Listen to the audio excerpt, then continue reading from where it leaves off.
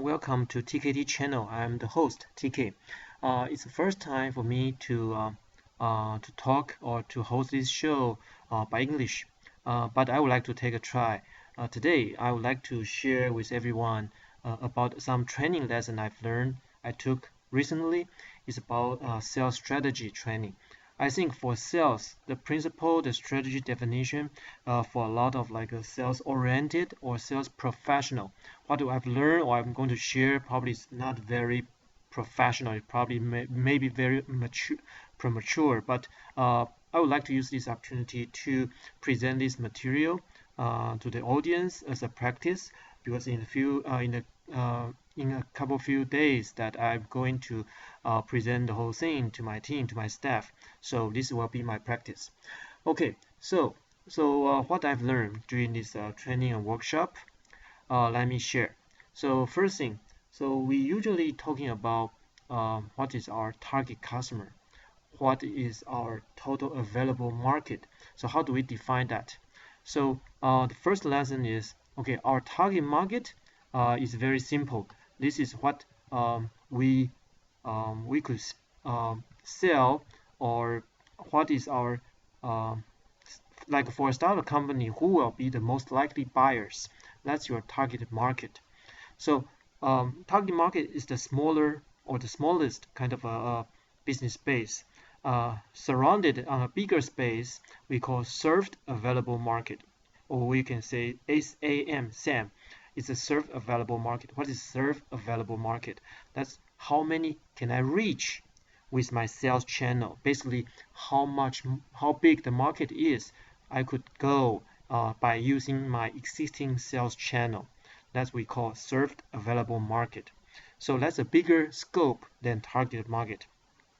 Then after served available market, the even bigger scope is what we call total available market, TAM. That's what we heard a lot of times. So what is TAM? TAM is how big is the universe.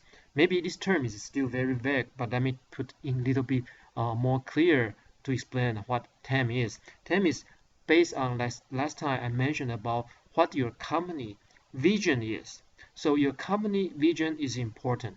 What your company vision, your company future product, or what future industry or category you will want your company to approach or to explore. Not necessarily that will be tied to your existing sales channel or your existing product that you are selling, because the existing selling channel, selling product is like you are talking about served available market. But if you want to use your existing base or existing technology to grow into some new category or some new industry, and that industry or that market or that business is not touched yet upon your existing channels. So that vision, the vision of your company, of your executive's eye, that's important. When you say what your vision is for your company, for your future, that means what your focus, your emphasis, your resource will be put on to develop on that possible future. So the TAM could be much bigger than your SAM, and your SAM will be much bigger than your target market. So that's the difference between these three categories.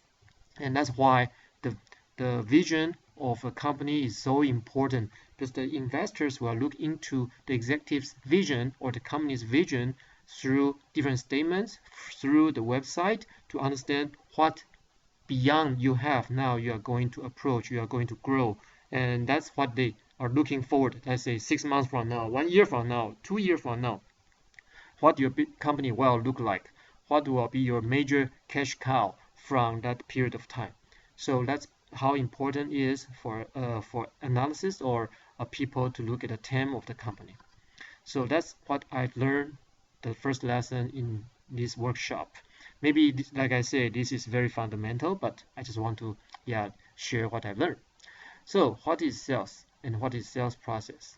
We know what is sales. Sales is we try to make your product has more value than it costs. That's what we call sales. Maybe sales has different definition by different people, but I think this explanation makes a lot of sense. You don't sell what the product cost. You want to sell how much value you can provide to your customer. No matter it's like a car or a smartphone or some kind of big equipment, that the value is not only your cost to build this product. The value is how you can help this customer solve their pain and fix their problems. So that's how we say sales. And the sales process is also very important. Basically, when we say sales process, it starts from like a need recognition. What is customer need?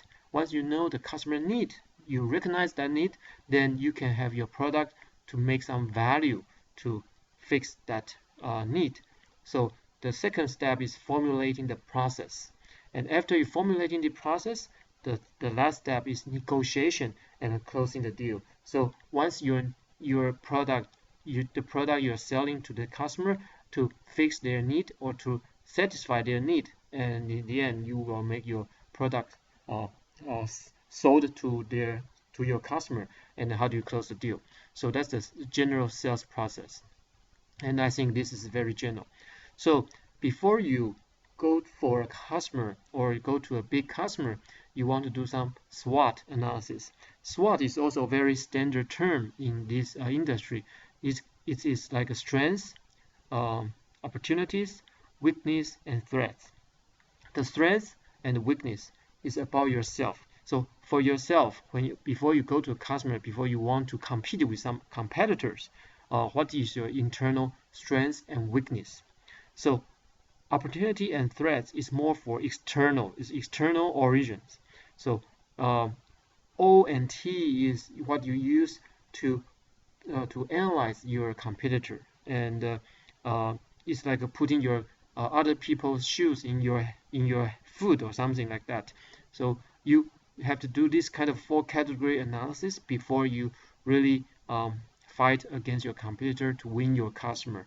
And based on these 4 different categories, you can define easily what is your vision, what is your mission, what is your goal, what is strategy, what is the tactics, and what is the action plan. So these are different steps following that you need to do to conquer some major customers.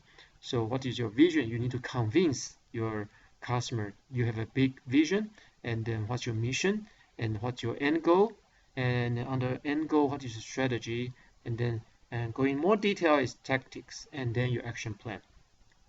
So as a goal, strategy, tactics, we call these 3 simple steps. Goal has to be, we call SMART. What is SMART? It's specific, measurable, achievable, relevant, and time-bound. So you define your goal has to meet these 5 different things. It has to be specific, it has to be measurable, it has to be achievable, it has to be relevant, and time-bound. So that's your goal. And then going a deep level down, so tactics. The tactics to make your strategy work, you have to define very clearly who, what, and when. So that's how you make your product go to your customers with good milestone check by the person you need to assign and by the what time. So by clearly define all these 3 W's, then you can go to achieve your goal by using the strategy. So that's different kind of steps or the ways to sell your product. So you do your SWOT analysis and you use your vision, mission, goal, strategy, tactics, action plan to make your sales successful.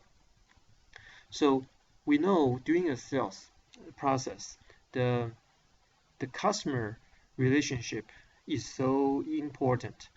How do we say you have a good customer relationship? There are different definitions, but usually we say you have to have trust with your customer. Your customer must have trust on you. That's the first relationship. Second, you have to have like a win-win situation in both minds. So when you sell something to your customer, it's not only you win the business, but also he win the way of getting his problem solved. So that's what we call win-win. And third one, we'll say friendship. And then like a loyalty. And then we can share information. and then we can share interest, and then we both are probably dependent. My success is your success. So when we do something successfully together, you will get a good reputation, or you can get good promotion, you can get some achievement inside by your career steps. That's what we call dependent. And then we can consider also the both sales and the customers are partnership. So these are different kind of a way we say customer relationship. So if we can kind of have these things in mind when we deal with customer, these things in mind, then we know it's important, and it has to be from your heart to gain to get your customer relationship very good. And it does take time to build this trust, to build the customer relationship, but don't forget, it will be easy, very easy to screw up the relationship. Anything wrong, anything you did accidentally wrong or unintentionally, and let customer know, your relationship could be damaged in no time. So it's gone. So that's very important to keep good relationship with your customer, but also important to be very careful. Okay, you also need to notice the relationship cannot be built by email. At least phone call, meeting, lunch, breakfast, dinner are all important locations or important scenario to build a relationship, but not on email. So we know usually we have two kinds of sales type. One we call is a farmer-like sales. Secondly is like a hunter. Farmer they are more process oriented. They are more slow cycle, and but they can have consistent harvest. For hunter type of sales, they are looking for a big shot. They are usually working alone. They don't need any partner. They could hunt their big beast by their own. So it's also like NBA basketball. So we have big balls, small balls. So like some team, they have very big, strong power center. And then some team, they don't have big, strong power center, but they have 5 small fast players. So it's different types of sales. It doesn't mean which one is right, which one is wrong, but just the way of the way person who want to do business. So it's not nothing wrong, nothing correct or properly. And talking about this different sales type, we also want to talk about how to get a good meeting with customer. So we know currently Microsoft has spent a lot of money to acquire LinkedIn. The reason is, let's guess in this way, when you have meeting set up through Outlook, you usually know who will attend the meeting, but how do you know this person? How do you know this person like? How do you know the background of this person? So the idea is Outlook, you open the Outlook meeting, you can look at each individual attendant, and also you can open their LinkedIn background. So you can check this person's background information, personal information, his interest, the group he follows, the post he made on LinkedIn, or what company he has went through during his career. So based on all this kind of information, you know much better on the people you are going to meet. That will help you to build a relationship. That will help you to make your conversation smoothly, and that will make people kind of a surprise that you know him and you really start him in a good way. So when you have a meeting, you have a chance, much better chance to achieve a good meeting instead of just like a regular meeting.